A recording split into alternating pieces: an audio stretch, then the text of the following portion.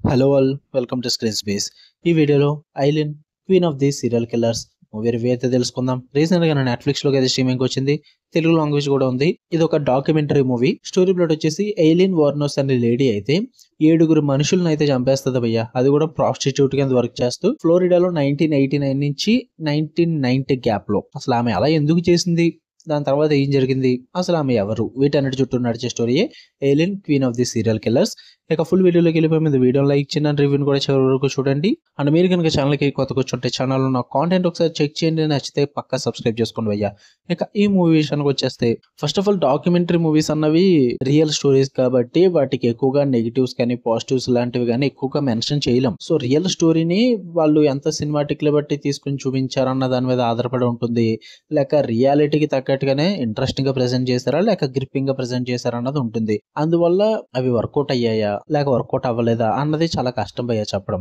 ఇక్కడ ప్రాబ్లం ఏంటంటే, నాకు మూవీ వచ్చి యావరేజ్ అనిపించింది. ఎందుకంటే సినిమాటిక్ లో బట్టి అయితే తీసుకున్నారు, నేను కాదనట్లా. బట్ ప్రెజెంటేషన్ అన్నది చాలా వీక్ గా అనిపించింది నాకు. బట్ నచ్చినవి కూడా ఉన్నవి. అవి ఏంటంటే, చూపించిన విధానం అయితే చాలా బాగుంది భయ్యా. ఎందుకంటే రియల్ స్టోరీని రియల్ ఫుటేజెస్ చూపిస్తారు. చాలా వరకు కూడా కిల్లర్ ఎవరైతే ఉన్నారో తను ఇచ్చిన ఇంటర్వ్యూస్ కానీ టెలికాస్ట్ అయిన ఫుటేజెస్ కానీ ఇవన్నీ కూడా మీకు రియలిస్టిక్ ఫుటేజెస్ అన్ని కూడా ప్రెజెంట్ చేస్తారు.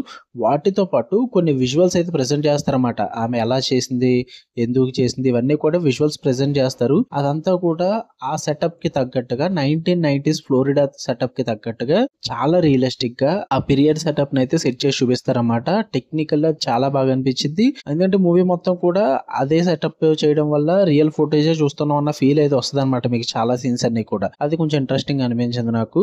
అంతే భయ్య, అంతకు మించి నాకైతే ఏం వర్కౌట్ అవ్వలేదు. జస్ట్ మీరు ఆమె ఎందుకు అలా చేసింది, ఆమె ఎవరు తెలుసుకుందాము. ఆ డాక్యుమెంటరీ మూవీస్ మీకు ఇష్టము అనుకుంటే గివ్ ఇట్ ట్రై అని చెప్తా. ఇంట్రెస్టింగ్ గా కానీ గ్రిప్పింగ్ గా కానీ ఏం అనిపించలేదు. జస్ట్ వాళ్ళు చెప్పుకుంటూ వెళ్తారంతే. ఆమె స్టోరీ అన్నది అదే చూపించారు. అందులో పెద్ద సస్పెన్స్ గ్రిప్పింగ్ గా అయితే ఏమీ లేవు. అసలు స్టోరీ తెలుసుకోవాలంటే నేను న్యూస్ పేపర్ లోనే చూస్తాను, లేక నార్మల్ గా క్రోమ్ లో కొట్టినా వచ్చేస్తుంది ఏం జరిగింది ఏంటని చెప్పేసి.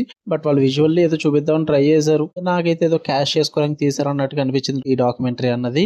నెట్ఫ్లిక్స్ కానీ ప్రైమ్ వీడియో కానీ డాక్యుమెంటరీస్ అయితే మధ్యన చాలా అంటే చాలా ఎక్కువైపోయాయి. సీరియల్ కిల్లర్ కానీ ఒక నార్మల్ కిల్లర్ కానీ లేదా కొన్ని కిల్లింగ్స్ కానీ వీటన్నిటిని మధ్యన డాక్యుమెంటరీలో తీసేస్తున్నారు. మెయిన్ ఆ టెన్షన్ ని క్రియేట్ చేయలేకపోతున్నారు, కేసుని ఇంట్రెస్టింగ్ గా చూపించలేకపోతున్నారు. నాకు ఇందులో కూడా అదే ప్రాబ్లం అనిపించింది. నాకు అంత ఇంట్రెస్టింగ్ అనిపించలేదు. జస్ట్ ఆ కేసు డీటెయిల్స్ తెలుసుకుందాం, ఆ కేసు థియరీస్ గురించి తెలుసుకుందాం. డాక్యుమెంటరీ ఇష్టం అనుకుంటే ట్రై చేయండి, మీకైతే నచ్చుద్ది. నాకైతే యావరేజ్ వాచ్ అనిపించింది. ఓకే, ఫ్యామిలీతో కూడా చూడొద్దు భయ, అడల్ట్ కంటెంట్ అయితే ఉంది. ఓకే, మీకు కానీ వీడియో నచ్చితే లైక్ చేయండి, షేర్ చేయండి, మీ ఒపీనియన్స్ కూడా కామెంట్ చేయండి. ఇలాంటి మరిన్ని interesting movies and web series reviews and suggestions కోసం మన ఛానల్ సబ్స్క్రైబ్ చేసుకుని బెల్ ఐకాన్ ఆన్లో పెట్టుకోండి. Love you all, by.